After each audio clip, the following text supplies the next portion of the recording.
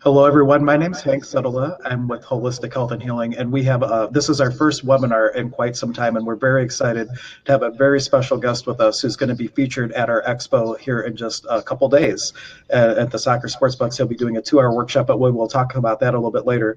Why don't I go ahead and I'll give you an opportunity to introduce yourself, including the correct pronunciation of your name, because I don't want to butcher it, especially on live video here.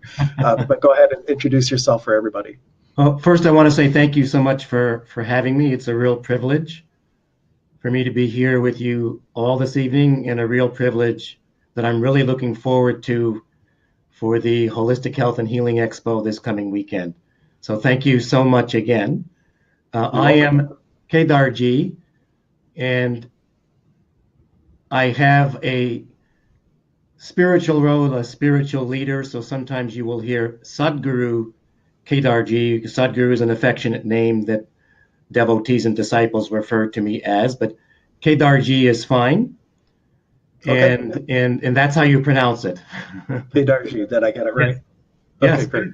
So I was looking over your website a little bit before we were going to speak, and I watched the video. If you have a chance to go to his website, it is, let me get the right web address so you can check it out. It's somaessentialhealing.com. But there's a whole 30-minute story about how he came to where he is now. So I highly encourage you to go and check that out. But if you want to give us the Cliff Notes version, I know that as so many of us on this path, we come from a place where we are at a very low point. Like for me, I've been sober 12 years, and I was at the depths of alcoholism and everything. And then there was this one day a switch flipped, Yeah. and all of a sudden, like I got a hold of that light, and I was able to start the trudge up. And listening to your story, though it's completely different than my story, I saw parallels and things. So I just wanted to take a moment to have you share the Cliff Notes version of your story of how you found the light, for lack of a better word, and came up out of that darkness. Light is a good word. Everything began for me around age 9. So I had a period where I was in the process of gaining spiritual merit, so to speak. So my mother became engaged in making attempts to change her lifestyle, particularly because she had a great deal of chronic health conditions. And so she heard about macrobiotics and heard that George Oshawa was coming from Japan to New York City to give lectures and also to treat people. And I was 9 years old. This is at the tender age of 9. She said, "Come with me. I want you to meet George Oshawa." For anyone who does not know, George Oshawa has passed. But George Oshawa was the chief proponent of the macrobiotic movement here in the U.S. He used macrobiotics and Oriental medicine to heal himself of terminal tuberculosis. He had a month to live, and his mentor healed him without any medications, without any surgeries, through what is known as macrobiotics. Now, macrobiotics has changed today, but just so everyone understands, because it's become very skewed and commercial, the true macrobiotics was a combination of Oriental medicine, which essentially is a means of diagnosing every type of illness and disease through iridology and through other modes of assessing energy in the meridians, skin color, etc. A very exact science. Oriental medicine has become a very popular alternative to going to medical school today. So macrobiotics was a combination of Oriental medicine and what's known today as whole food, plant-based approach to eating, or pure veganism. So the macrobiotic diet is absolutely a pure vegan or whole food plant-based diet. George Oshawa combined the two with acupuncture, acupressure, and shiatsu massage.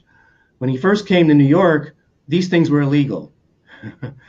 Chiropractic was still illegal at that time. So my mother took me to hear his lectures.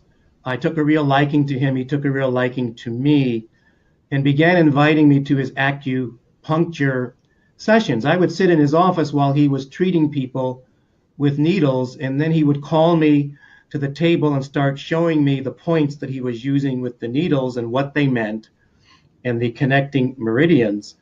And he was this elderly but very sprightly, energetic being. So my journey started there with Oshawa and then his young disciple at that time, young Michio Kushi. And George Oshawa, we most of us in this field, know it or not, stand on his shoulders. He, like many of the original pioneers of the whole life movement or the holistic movement, were persecuted because what they were doing was illegal. So Oshawa was arrested over and over again by New York City police. And I remember my mother dragging me to protest where people were standing in front of police precincts demanding his release. This is at 9 years old. And this man was curing people with acupressure, acupuncture, macrobiotics of very serious illnesses, and he refused to stop doing so. The pressure was so great legally on him that his funds were exhausted on hiring attorneys. He returned to Japan where he passed, but he left Michio Kushi here.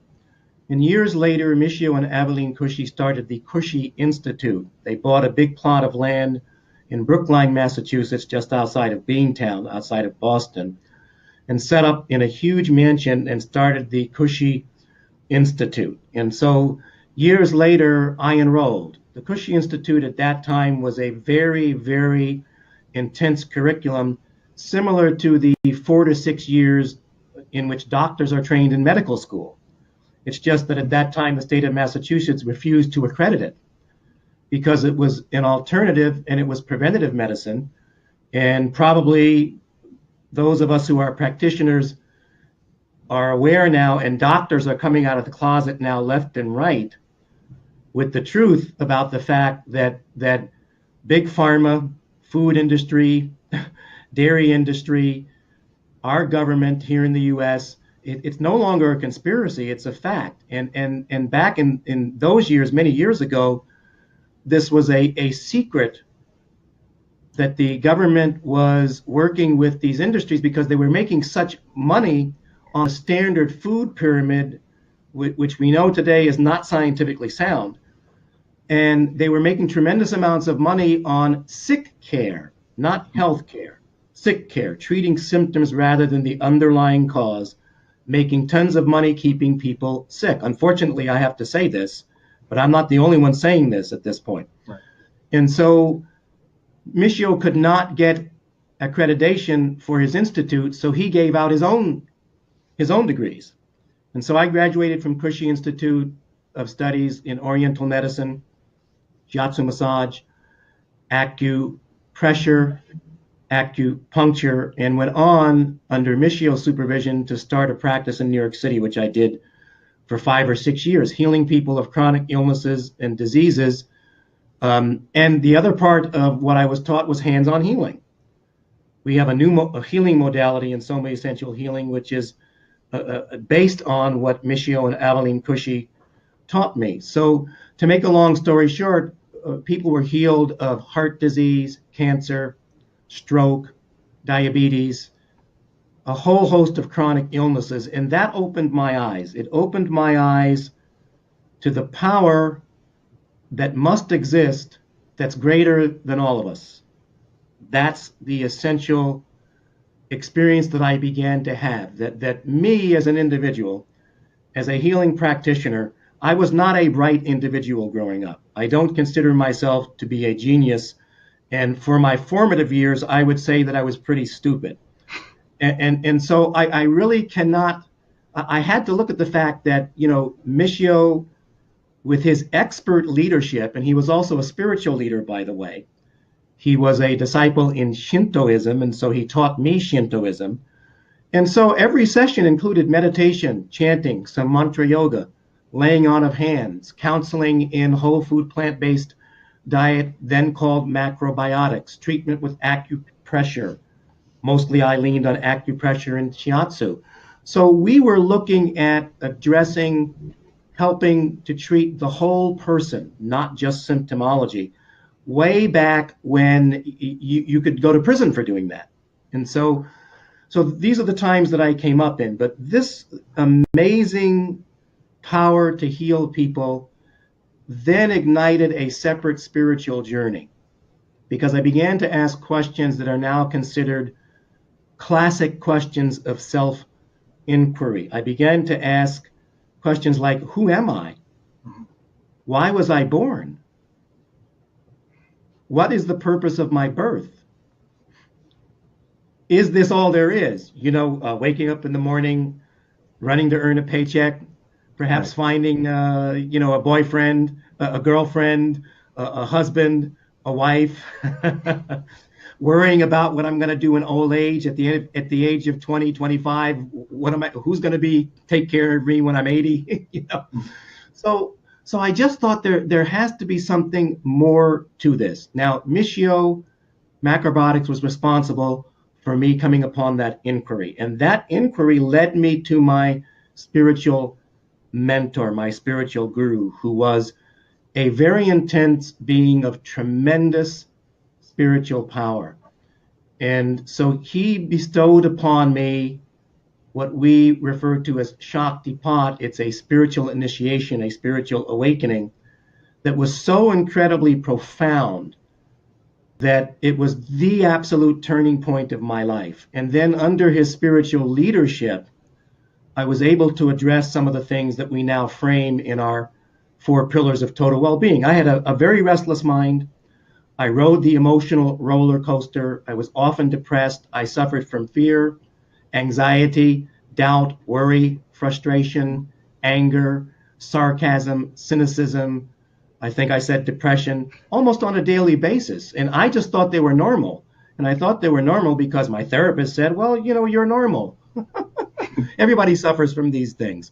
My doctor said the same thing. But my spiritual mentor said, no, this is not normal. What's normal is inner peace. What's the greatest part of life is to experience indescribable joy. The greatest part of living in our existence here is to experience and share love without distinctions. So he taught me this. He taught me the importance of understanding the difference between satisfaction and happiness, because most people confuse the two. Right. And my deepest experience, the greatest gift, and it's a gift of grace, because for permanent spiritual transformation, we need grace. And grace comes from a spiritual master. And I found a tremendous spiritual being who was so full of this grace. I had transformation after transformation after transformation being taught by him over a total period of almost 18 and a half years, completely transformed me. And what do I mean by that? Today, I don't have any fears. Students of mine, devotees of mine, if you ask them, then you can inquire as to, is this their observation? I don't, despite the shift in my circumstances, I'm never unhappy. What's there to complain about that, right? I have no anxiety that I used to have on a daily basis, down to the level of pains in my stomach. I don't suffer depression. All of those are gone. No anger, no sarcasm, no cynicism. And I'm really able, by this power of grace bestowed on me by my spiritual mentor, to really share love with people in a way that there's no attachment. I'm not looking for anything. It's unconditional. It's just the experience of love. And I have found a happiness that is the foundation for an inner strength where I'm able to take on all of life's challenges, no matter if I'm broadsided, if it's unexpected. And this is a state that, regardless of circumstances, I still have. This is the beauty of this transformation, that it's total independence. Not the kind of independence where I don't love to interact with people, but the kind of independence where I don't have to interact with people to define who I am. I know who I am. I know where happiness is. This has made me, in my observation, a great lover. They say Latin lovers are the best lovers. Lovers of God, lovers of the self are the best lovers. So I've become a lover. Now I can just love. I can just be love. And so that was the huge part of my progression spiritually from Michio, George Oshawa, many other mentors in the holistic field, to my spiritual mentor. I'm in the lineage of Bhagavan Nityananda of Ganeshpuri. People can look that up online.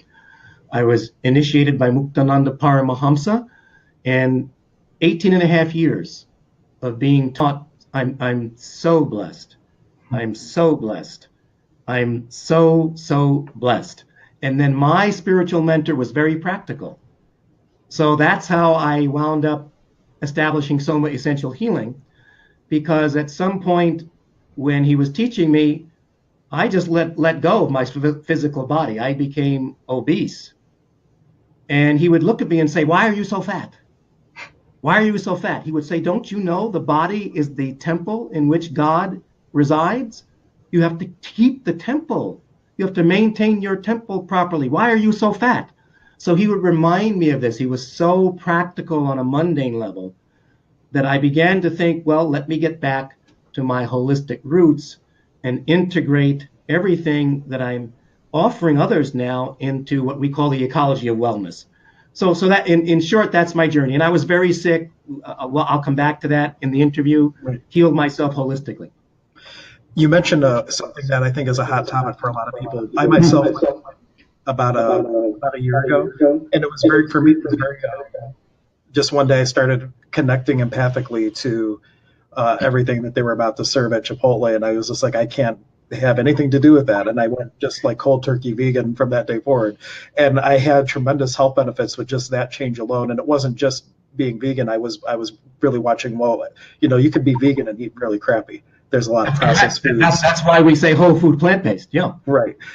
So like for people who struggle, because there's a lot of people who see the changes in me and they want to realize those themselves, but they have a very difficult time transitioning away from the more traditional American diet. So what do you have any points of advice or stepping stones that people might be able to utilize where they could incorporate a more plant-based diet? Well, so let me refer to my direct experience now, and now you have provided me with a wonderful segue into the 4 pillars. There you go. Yeah, because you can't do it without all 4. So we have what we call an ecology of wellness. The very first thing we have to understand is that the understandings we reach for dictate how we feel.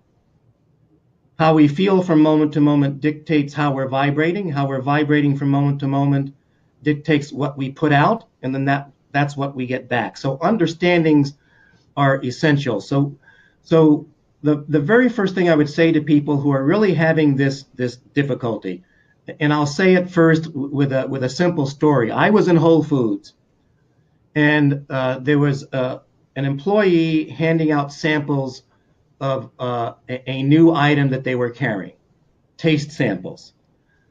A woman came by, took a sample, and then said, "Wow, this is really good. What's in it?" And she was shocked to find out there was no sugar in it. There was very little salt.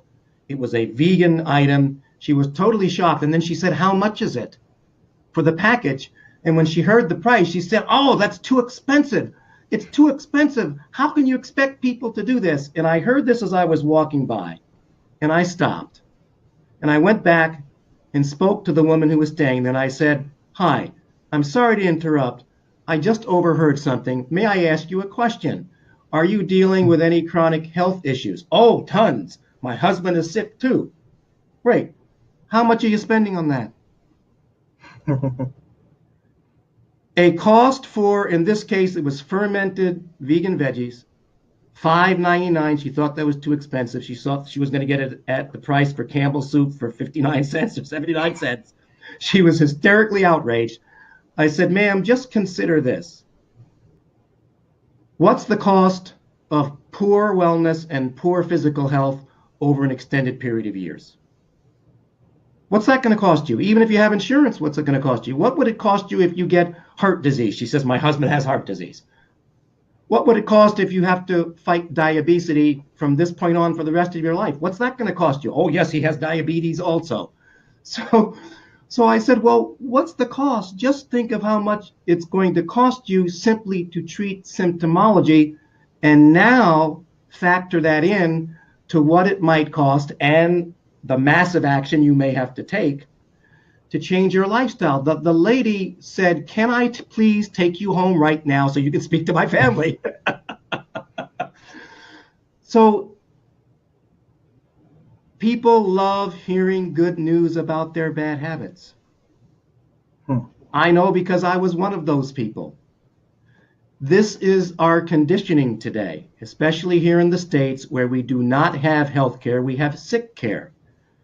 We grew up, you and I, the baby boomers before us, and generation, I think it's called Generation X now, and their generation, we all grew up on foods that we have come to love that have a great deal of artificial taste that are now being proved in one evidence-based piece of research after another not to be good for our health.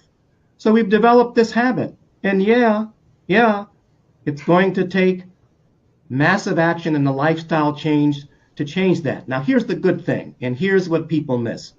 You can do it in stages, but you can only do it in stages if you have, in our experience, 4 primary pillars. The first is spiritual power. Spiritual power is so important because if your mind is restless, the only thing a restless mind can ever produce is fear, doubt, worry, anxiety, anger, cynicism, sarcasm, depression. A restless mind, that's the best it can do for us. That's why in the program they always say, if you're thinking, you're stinking. That's correct. And so as long as the mind is allowed to be restless, there is no hope for making a change. In this case, for people who are wrestling with making this change in their food plan, in their lifestyle, you can't do it if your mind is restless. It's impossible. How do we address the restless mind? You need spiritual power. You need to access methods to take you beyond the mind and beyond the senses where there is a higher power. Now, this is irrefutable. Now, listen, we live on a rock that hangs in a void of nothing. It spins on an axis in an orbit around a fireball with no material things with which to hold it in place. We have to start there with this truth that we live on a rock. It hangs in nothingness, a void of space, spins on an axis in an orbit around a fireball, and has been doing so for millennia in a very ordered fashion. The sun rises and sets in a very ordered fashion and has been doing so for centuries. In other words, there is an order here. We call it sacred law. We're not the only ones who call it sacred law. Who decided that human beings would have 2 eyes, 2 ears, 2 hands, 2 arms, 2 legs, 2 feet, 10 fingers if we're lucky? So who or what decided that? Because someone made that decision. How do we know that? Because this human form dates way, way back. Way back. We know this through archaeological digs that the human form has not changed in millennia. Therefore, there is an order to that. Who decided that females would give birth rather than males? Now, I can go on and on and on. The fact is, there is a sacred law here. With respect to this rock that we live on and how it operates, no nation, no wealthy group of individuals, no conglomerate, no army, no dictator, no one can control that fact. So there's a law here which no one can change. Weather comes and goes. We have rain, we have wind. There's a power here. It's dictated by sacred law, and wherever there is a law, there must be a lawgiver. So spiritual power is the means by which we scientifically, with the right methods, seek to either prove or disprove this highest power. Some people refer to it as God or Yahweh or the self or the absolute. The labels don't matter because once you turn the mind within, the experience is the same. So to silence the mind long enough to change a bad habit, we need spiritual power. I know because I went through this. I went through this for so many years, and without spiritual power, I had healed myself of diabetes. I had healed myself of obesity naturally through the methods that Michio taught me. But years later, I gained all the weight back. Years later, high blood sugar again, because I did not have spiritual power. I had a poor mental state. I was racked in all those useless tendencies.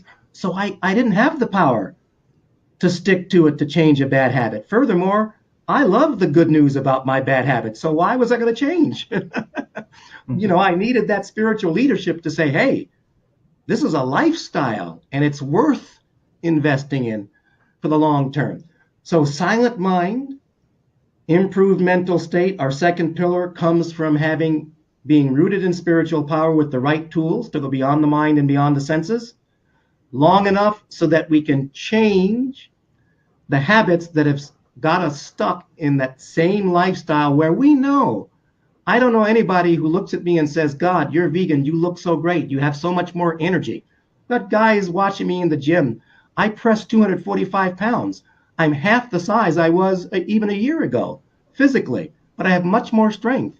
Whole food, plant-based, all these other methods of wellness, total package, right? So, and I tell them, here's how I did it. And they say, oh man, you don't eat meat. You don't take, and am I going to have to do that? And they go on. And then now they're giving me all the objections. And I say, wait. Just, you're making this stuff up in your own head. Just take one thing at a time. Understand if you want to be well, you won't be able to do so on the lifestyle that has kept you sick. Start there. Start there. For anyone who's having difficulty, just examine your wellness. Examine these chronic little sicknesses and chronic issues that come up from time to time. Look at your family history. Do you want to be well for the long term? If you do, the decision that you have to face, it is the truth, is that you won't attain that leading a lifestyle that keeps you from acquiring the wellness that you really want to attain. For that, you're going to have to make a change, but you can do it gradually. This is what we teach people at Soma Essential Healing. We first start with spiritual power. That helps to improve the mental state by making the restless mind quiet. Now, with a restless mind, you can begin to develop emotional resilience, because riding the roller coaster of emotions is the chief reason why people are unable to change, right? Most people are a slave to their emotions. They're stuck in their comfort zones because of their emotionality. My spiritual mentor used to ask, are you enjoying your emotions, or are your emotions enjoying you? Good question. Humanity is very important. No true spiritual path will ever ask you to set aside your humanity. The expression of humanity is part of who we are as beings on this planet. Expressing emotions is part of the expression of that humanity. However, we have to be able to express our emotions in a way that we don't become enslaved by them, that we don't ride this emotional roller coaster, which I did for so many years.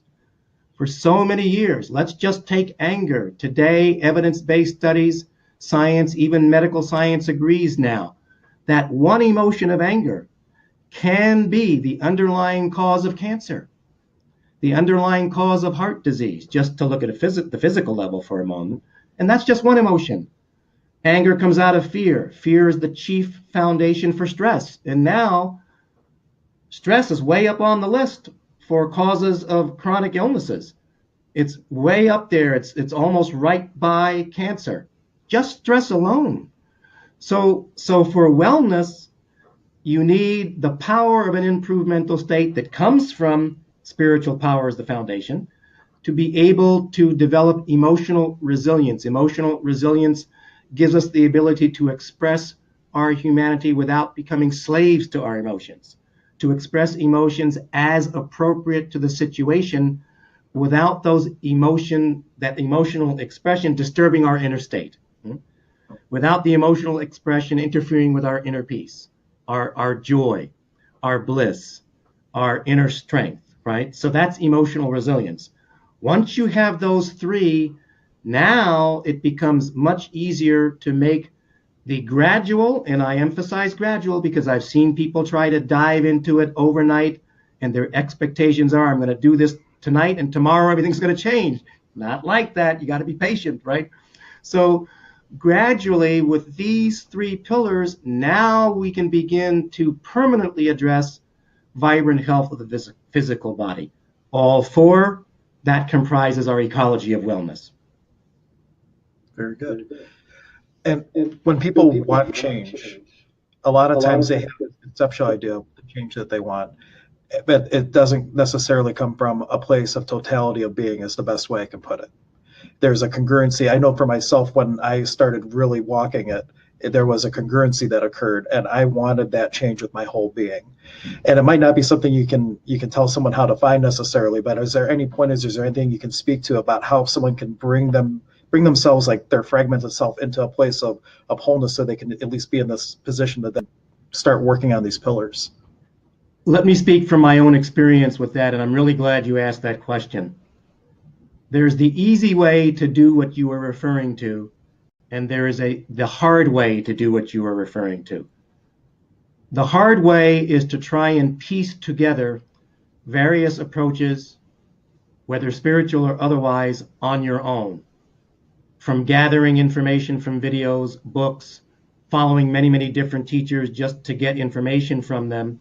I know because I did this for many years. And what happened is I hit a glass ceiling that I could not get past. That's the hard way. And that takes a very, very long period of time. Or there is the easy means. And I'm sure you can relate to this because you yourself have a spiritual teacher, a spiritual mentor for shamanism. The easy means is to have a model. When we have a model that we can refer to on a constant basis, that we can model after, that makes it much easier. This is why I took a spiritual guru. It's why I stuck with one group of wellness mentors without budging until they felt I had absorbed everything they had to give me. So when we have a model, it becomes much easier. And now I'm talking about company. For me, for years, I wrestled with, you call it convergence. So I'll use your mantra that you've presented here. Let me attempt convergence by piecing together many, many different models into what I will now or eventually call my own path. And I attempted that for years. And I've seen many other people do that also. Ultimately, from my observation anyway, it's not effective. There's a better, easier, and quicker way. So I was so blessed to have Michio Kushi, Avaline Kushi as my mentors in wellness because I just kept their company. I lived in the Kushi Institute for almost 3 years. That made it easy. When you live in an environment where people are abiding by, for lack of a better word, an entirely different culture, it catches on much quicker because you're spending a lot of time in it. Right? It's one of the reasons why we have a 90-day diabesity challenge, so that we work with people extensively every single day for 90 days. Now they're in a different culture, and they have leadership examples. It makes it much easier to change, just using that as an example. Dr. Dean Ornish runs month-long retreats that people can commute to, right? But every day they're in the company of people who are well, who have healed themselves holistically. They're being fed whole food, plant-based meals every single day. So they're in a different environment. That makes it easy, right? When you keep the company of a donkey or a group of donkeys, you're eventually going to become a donkey. You're going to start to think that you're a donkey. If you keep the company of lions who are roaring with great strength, who are the kings of the jungle, eventually you're going to believe you're a lion, and then you're going to become a lion. So company in this model of leadership is the easy way, and that's what I would recommend to people who are wrestling. Find a leader in the field, for an expert, leader, or mentor, but this has got to be someone with a proved track record whom you can invest time in following. Now it's easy. If the person is really good at what he or she does, they will recognize on an individual level, because everyone's different. Some people can move at a very fast pace. Others have to move at a slower pace or an even slower pace. If the leader or the mentor is true, they recognize the varying paces of people and they take them along at the pace they have the capacity with which to go. That's one of the reasons why they're masters. at what they do. So that's what I would recommend, because company is everything. The company we keep is everything. It's very hard to change if you're keeping the company of individuals who say, well, there's nothing wrong with you. It's just that you're past 40, so you're going to be sick. Just expect it. That's the way it goes. Over 40, that's it. You're done with, right? Right.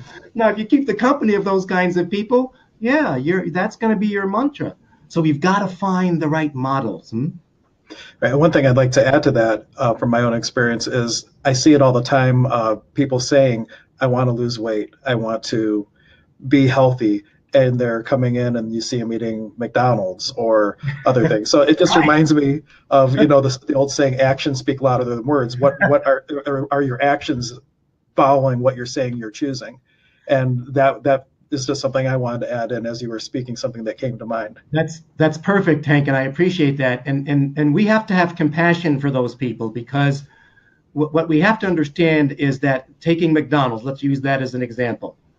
The burgers, the French fries are purposely impregnated with chemical and nutrient substances that increase addiction to those foods. So it's very hard to kick them. And McDonald's did not become the world leader in fast food by sitting around and saying, well, let's see what happens.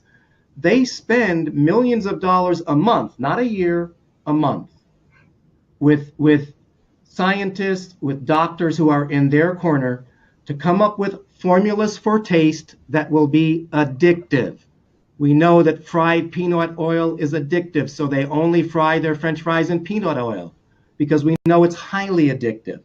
What they put in the meats, notwithstanding the fact that it's GMO meat, right, that it comes from GMO cows, but then what's impregnated into the meat, this is just like the tobacco industry, which was called to task, that it was uncovered that cigarettes are nicotine delivery systems. So I hope people are aware of the big cases where they were putting nicotine into cigarettes just to keep people addicted to them. The food industry, they got that from the food industry. The food industry is expert at this. So I have great compassion for those people, because I love to go to Mickey D's. It's only in the last 3 years that I've been able to, I have no longer any taste for those wonderful salty French fries and those excellent fish fillets. I had to give those up. And those shakes, they would make my mouth water. It's only been in the last 3 years that I no longer have a taste for that. But, so I have compassion for those people. Part of it is you've got to start somewhere. So you start, all right, so you're going to go to Mickey D's. People who love Mickey D's, I don't tell them to stop right away. Here's what I say. I say, look, when you think of Mickey D's, eat a piece of celery, a couple of carrots, or cook up some veggies before you go to Mickey D's, and have a handful of fruit. Then decide if you still want the French fries, the milkshake, and the burgers. Start there. Put that into your body first. Just promise me you'll do that before you run out to Mickey D's. Every time you go for a burger, eat that first. Now let's see what happens. And what starts to happen is, because right down to the cellular level, it's all about what's taking place intracellularly, that there's a shift, even with just those little bit of veggies and fruits, that invariably people come back and say, I didn't go to Mickey D's today. I'm finding I'm going less. I used to go every day. Now I only go 3 times a day. When I can get them to see that it's because of the shift and just adding those foods, now I've got their attention. And then if I add meditation, and if I add chanting, and if I add mantra yoga, now I have their attention. Now, for some people, and for most, even for me, meditation has to come first. I was a great 3-hour a day meditator, and I ate burgers and steak and chicken and fish, but I meditated like a monk, right? I had to start there. Chanting, mantra yoga, those gradually created a shift where I began to vibrationally and energetically, I started to subtly see that, okay, now I got to change what I'm doing on a physical level also. So there are lots of ways in. We have to be patient with people, but we also have to tell them the truth. People are not educated. That's the biggest flaw. What you don't know can hurt you, can kill you. Right. Ignorance is not bliss. Not That's anymore. correct. Now, I know that you just recently came to the Youngstown area, and I was just curious, like, were you just following the energy currents? Was there a particular reason that brought you now to the Ohio area from where you used to be? Sure. Well, I was beginning to become established in Pittsburgh. So That's where I we was born, by the way. I was oh, born in great. Pittsburgh. Yeah. Well, I was invited by Pittsburgh devotees to come and to set up shop in Pittsburgh. We did that for about 4 or 5 years, but we did not have a retreat center. And then I met your great friend and mine also, Dina Tarashati, a beautiful being, late 2014. And she invited me to come out and speak at her center, her healing center, in Boardman, or Youngstown, we can say. And it's a beautiful room. So she invited me to speak in there. It's a room that she used for her lectures, for her healing. Long story short, Dina gradually became my student and devotee. When I say student, student in both the spiritual side and the wellness side, and now very, very involved in the spiritual side. And through her blessing and grace and the grace of her husband, Craig, they have donated us a retreat center. We have a retreat center now in Youngstown. That's why I'm here, because we have 16 beds. We have a wonderful large space for all kinds of workshops, courses, weekend retreats, week-long retreats that we do, wellness retreats. It doubles as our meditation hall. And then we have a separate space where people can come and spend a weekend, because we have 16 beds. They can stay overnight. They can come for short stays of up to 3 months. So that's why I'm here. So I want to be close to our retreat center. We've begun developing it. It's a really nice spot. And now we're offering programs in Cleveland. I'm headed back into Pittsburgh. But the intention is to promote the retreat center. This is a sacred space and a wellness and a holistic space, very much like your beautiful place that I've just seen a little bit of, where people can come, because we have to create an environment where people can be, quote unquote, a captive audience, at least for a short period, where they're not distracted by their usual habits in order to get something new in, right? So that's why I'm here. And I'm loving Youngstown. I'm loving Ohio, and it's a great energy as well. Great. I didn't realize it was mainly because of a center. It makes such a great difference of the quality of what you can offer. And when you say 90 days, that's a perfect place for people to really get some new things anchored. Yes. Very good. Now, I know we're kind of coming up on time in a little bit. So anybody who's on the call with us, just think for a moment. We're going to open it up for questions in just a moment or so. But just in case, well, actually, two things I wanted you to touch on. Actually, you kind of talked about the 4 pillars already, which is what your talk at the expo is a lot more of, correct? Yes. This was just a quick taste. Yes. Right. And that's going to be a 2-hour workshop. So if you're listening, I believe they may be recording that. So you might be able to, come to the expo and catch us. Come to the expo. Anything else. It's going to be a great expo. Hank has put together this great holistic healing expo. But I'm on her mailing list, and I saw that you have a 3-day week, a three-day retreat coming up, and I'm sure you'll be offering those periodically. So if you want to talk just briefly about the little retreats that you have, thank you, for people, why don't we touch on that? We have a total well-being and weekend wellness retreat coming up. The dates are November 30th through December 2nd. It's going to be a phenomenal event. Truly transformative. We have Mark Huberman. Mark Huberman is a native of Youngstown, by the way. He's the former chief magistrate of both the adult and youth courts, still a practicing attorney, has been whole food plant-based all his life for 69 years, is a highly revered teacher in holistic nutrition. He is the president of the National Health Association. You can go to healthscience.org. Look him up. They're doing great work with many, many medical collaborators, practitioners, and researchers. Hank is going to be a great resource. He's our featured speaker. He's going to be speaking on the Weekend Wellness Retreat. Our own Dina Tarashati, who is a Soma Essential Healing certified practitioner, whom I have certified, is going to be speaking about how to develop emotional resilience and also working with herbs. We have Diana Kring, who is the owner of Shaping Up with Di. She is a fitness and exercise expert and bodybuilding competitor. She's really great. She's going to be teaching an exercise movement module on the retreat. And then I'm going to be focused on not just the 4 pillars, but the practical application of the first 3 to reversing 2 very, very growing epidemics now, obesity and diabetes, what is now medically referred to as diabesity. And is that actually a new medical term, incidentally? It is. It is now. Because I saw it in your workshop title. I thought, wow, that's a great play on words. I thought it was something like you came up with, but that's an actual medical thing. It's a medical term because they are finding now, with all of the new evidence-based studies, that not every time, but 90% of people who are obese also have type 2 diabetes, or type 1.5, which is advanced metabolic syndrome, which means they're going to develop type 2 diabetes if they don't reverse that. Obesity and diabetes come hand in hand for one reason. That's due to insulin resistance. I'm going to be speaking a lot about this coming weekend in the workshops and also on the Total Wellbeing Retreat. But this is a big focus of Soma Essential Healing because it's become a global epidemic now.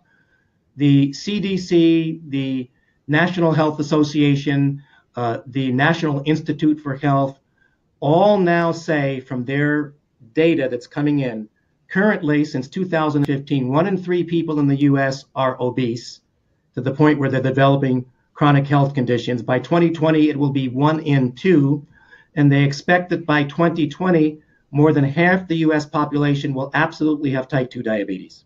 Wow. So that's why we're focused on that. So that's the Total Wellbeing Retreat. Please come, because if not for me, if not for Dina, if not for Diana Crane, Mark Huberman is fantastic. You've really got to hear him. And then we're doing a 90-day. We're doing 2 diabesity challenges per year. We just did one. Go to somaessentialhealing.com, the homepage. You'll be able to see the data on the benefits that people received and their testimonials, their video testimonials. It was phenomenal. The first 90-day diabesity challenge. And we're going to do our second one in January. Going to be really great. All of this incorporates all 4 pillars that people are taught, beginning with spiritual power, all part of our ecology of wellness. Well, really looked good from the email. And you had me sold at the vegan food when she was saying what was going to be served. Have lots of vegan I got to food. just go for the food, right? Do not bring no pizza. No pizza, no burgers. Do not bring no French fries. But now, if anybody on the call with us, I could ask him a final question, but anybody who has any questions, now is the time. You can let us know and request to speak. We can switch over so you can ask your questions. And we'll just kind of pause for a moment. Hopefully you are already typing or are ready to ask. And let's see what we have here. And this is one of my first times using this particular platform, so I'm not sure where to look for when they are asking for questions, actually. Tell everyone in the chat box when they start typing, they'll have an option on a radio button to mark it as a question, and then you're going to see it as red. You're going to see a red circle by the question. That will differentiate between a question for you and conversation with other people in the chat box. Gotcha. That's how you can see the question very quickly. Gotcha. Let's see. Let me make sure I'm on the chat. Yeah, you got to open that up. Oh, yeah, that helps. Vicky says, this is great news to have the retreat center. So people are already excited about the retreat center. And I didn't realize 16 beds, even being able to stay overnight is a great benefit. And Deanna said hello to us. Do either of you have a question that we can pose? Or I do have a backup question just in case people are too shy or just don't know what to say. It's a lot of information. And sometimes people, you can get a little bit of information overload and it takes a little time to percolate down, and then as soon as we're off, then everybody like, oh, I have a question now. I wish I could have. I do it all the time. But the good news is there's a contact option on the website. So if you can't ask your question now, you can certainly go on the website. It's somaessentialhealings.com, and you can send a correspondence right through the site if you do end up having a follow-up question. Or if you have a question for me, my website, you can go to hanksutala.com, SETALA.com, and that's my website, and you can ask me questions too if you want to give me a hard time.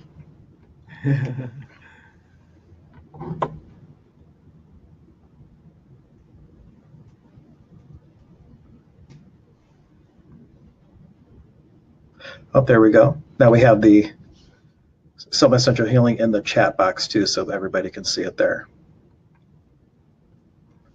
So why don't I ask you this then? Sure.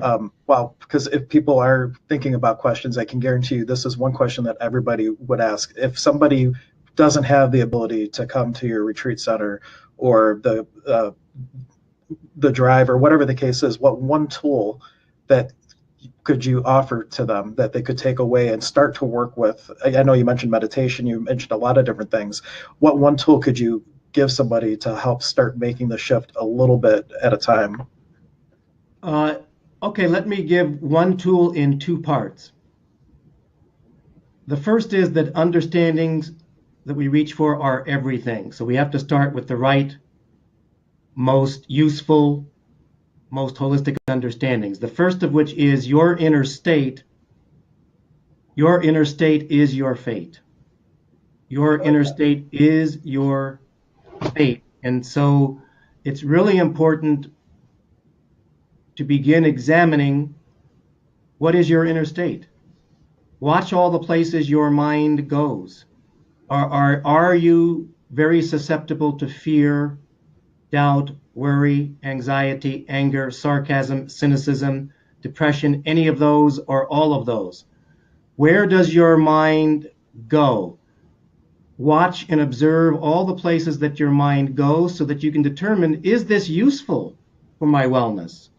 That my mind is going to all of these different places, a lot causing me to contract, causing me to reach for limiting tendencies. Just that observation, that personal observation, which anyone can do, will begin to uncover in very quick fashion things that we all need to consider with respect to change. So the first thing is start with your inner state is your fate. What do you want your inner state to be? That revolves around where do you allow your mind to go? What do you meditate on during the day? Do you meditate on fear, doubt, worry, anxiety, frustration, etc.? Or do you have a powerful means for making your mind quiet? Start there. Second part of what I would say, and when I say start there, I mean this in all sincerity. Find someone whom you are comfortable following, because having a model is everything. Otherwise, it's just too difficult, particularly today when there's such a great emphasis on instant gratification Mhm. and constantly fueling the senses to greater and greater heights. Makes it very difficult. We have a lot of distractions today. So that's why a model is so necessary. So that's the first part. Now, the second part connects to the rest of the wellness and vibrant health of the physical body. And I would say start with this truth. If you don't fix the cell, you will never get well. If you don't fix the cell, you won't get well. This is a not just a slogan, but it's an understanding that I got from Dr. Daniel Pompa, who works with cellular detox, phenomenal doctor. If you don't fix the cell, you won't get well. Whatever you're thinking of doing to improve your physical health, you are going to have to look at what will you need to do to feed your cells the best nutrition possible so that epigenetically your cells are speaking to each other in community, because that's what cells do. Cells communicate, they express each other back and forth, so that you can be certain that your cells intracellularly are communicating in a way that switches disease-causing genes off, health-generating genes on, which we know without a doubt we can do. But that starts with understanding if you don't fix the cell, you won't get well. Mhm. Physical, vibrant health, you have to look at what's happening on the cellular level with your body. We do this at Soma Essential Healing. We have many methods. We have a healing modality to heal people of symptoms so that they can take their mind off symptomology long enough to start to face the lifestyle changes that they need to make. And then we have that counseling part. This is what I would say. Look forward. If not at Soma Essential Healing, I certainly hope it is Soma Essential Healing. But if not, find someone who's expert in these two areas I've just mentioned, who will be a model, and start there. And no matter what you do, you're going to have to get in your car and drive somewhere. So, One thing I'll add that if I had to give one thing, it would be to always stay in the question, except don't ask why. Don't ask why. That why it kind of turns you back in circles. It's like a easy way to go into victim mode. But just recently, I've started asking two questions. Whenever I run into an obstacle, I always ask, what else is possible? So if you're having a hard time with changing your diet, well, what else is possible? And just opening up a question, it seems the universe can deliver a little bit easier to yeah, you. And then my absolute favorite slogan is, how does it get better than this? Whether you just stubbed your toe or you just won the lottery, you always put out to the universe, how does it get better than this? And that for me, because when I came from recovery, it was I wasn't even in the space where I could even think about healing. And that was just kind of the mental things that helped me get to sure. the part where I could get a model like yourself or my teacher Zane or whatnot. Is there any? We have about 4 minutes here. Is there any final thoughts or anything in closing that you want to offer to everybody? Yes, we've been talking a lot about lifestyle change, massive action, hinting at things that one can do, to which there may be a lot of detail depending upon the level of your wellness. Never forget you are divine. Never forget you are the self. Never forget that you and God are one, and that your only predicament is to find a way to reveal that fact to yourself. Stop concealing the fact that you are divine, that you are great, that you're so much greater than you think you are. And there's great power in that kind of recognition that will begin to lead you on your journey to wellness. We say with great respect and love, we say we respect everyone as the self, as God. So you respect yourself. Understand how great you are, how divine you are, even if you've been concealing that fact from yourself. Start there so that you preserve or at least get in touch with your human dignity. You're so much greater than you think you are. That's what I'd like to leave you with great love and respect. I welcome you again with all my heart. Thank you so much for having me on this webinar. Visit somaessentialhealing.com. From the homepage, you'll be able to see all the links to the various events we have coming up. We really look forward to welcoming you soon. But Right. just remember, you are that, you are divine, you are love, you are that highest power, and bring that with you. Right. And catch him at the expo. He's going to be talking on Saturday, Yes. 2 hour workshop. And the website for the expo, I should type it in here too. Please. The website for the expo is hhhexpos.com. So you have that there. And we look so. I wish I wasn't the organizer now because I'm always running around so much. I won't be able to be there for the whole 2 hours. But I know after our interview today, I know that I will. It will not be my first encounter with you for sure. I really And I pray it's not with you either. The feeling is we're looking forward to a long collaboration. I hope this is the start of something really great. Absolutely. I'm sure that it is. Thank you so much, everybody, for joining us, and we will see you very soon. Namaste. Namaste. Thank you.